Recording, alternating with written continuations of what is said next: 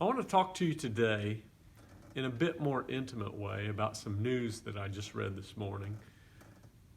When I went first thing to a news app to try to see what was happening in the world, I noticed that there were reported some particular suicides that took place recently. And I believe we talked about this a couple weeks ago, maybe 3 weeks ago, about how the circumstances that we find ourselves in can lead to depression and other mental health issues. And then I went to another article that cited an old study from 2014 called The Economics of Suicide, an empirical study of America's rising suicide rate. And it explored the correlation between unemployment and suicide. And the writer of this article posited that based upon those statistics, we could be looking at over 800,000 suicides as a result of our increasing unemployment rate. So it got me thinking about the desperate shape we're in, not only regarding our health and our finances, but also the mental health struggles that are out there. And I want to talk to you just briefly this morning about help in our time of need. And I want to frame it in the context of Hebrews chapter 4, where Jesus himself experienced some pretty challenging circumstances.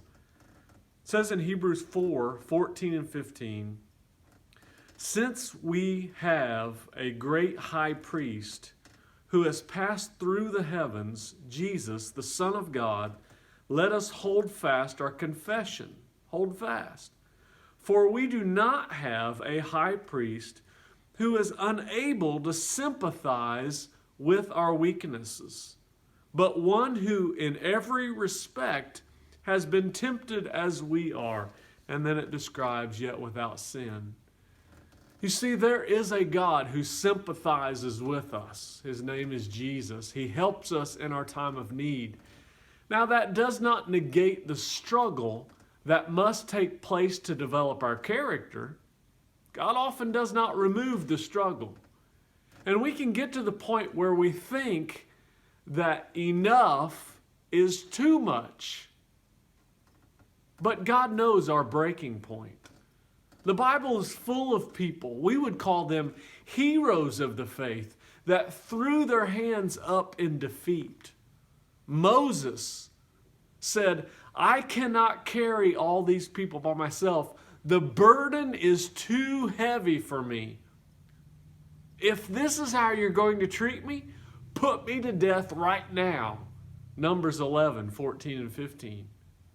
Job declared, "May the day of my birth perish, and the night it was said, a boy is born. I have no peace, no quietness. I have no rest, but only turmoil." Job chapter 3. Think about Hagar with Ishmael.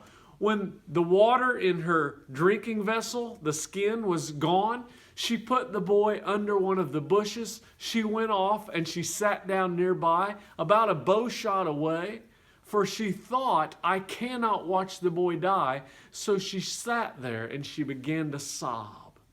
Genesis chapter 21, verses 15 and 16. Think about Jeremiah.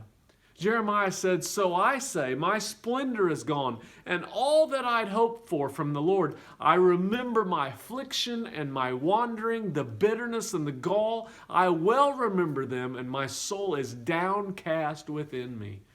Lamentations 3:18 through 20. What about Jonah? It says, when the sun rose, God provided a scorching wind, and the sun blazed on Jonah's head, and he grew faint. He wanted to die and said, "It would be better for me to die than to live." Jonah 4:8.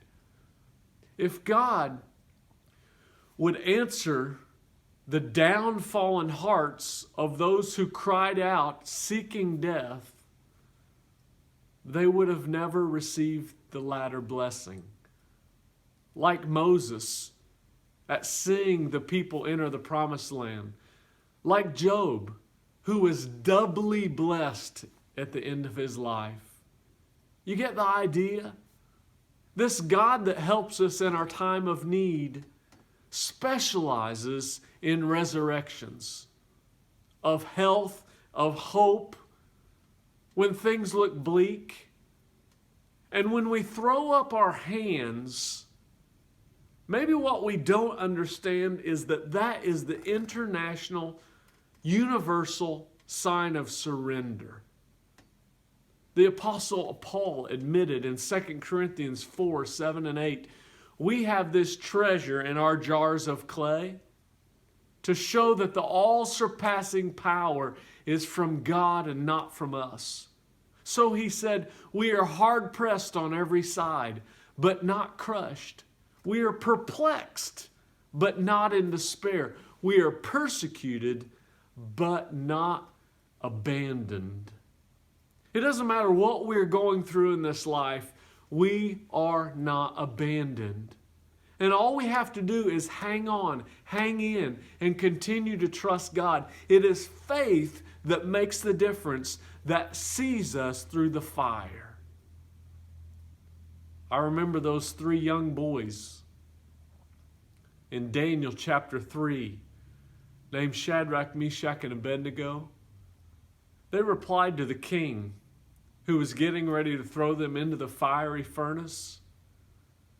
"O Nebuchadnezzar," they said, "we do not need to defend ourselves before you in this matter.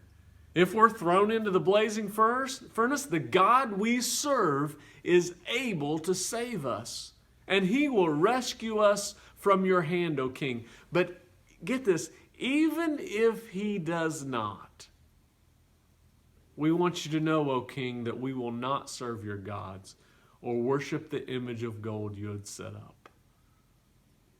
Folks, remember, God is able, and he will. But even if he doesn't, in times of struggle and trial and hardship, he is still worth serving and living for. Because it is only he that can bring the ultimate blessing, healing, and hope that our hearts need in times of trouble. That's my time. Thanks for your time. Until next time.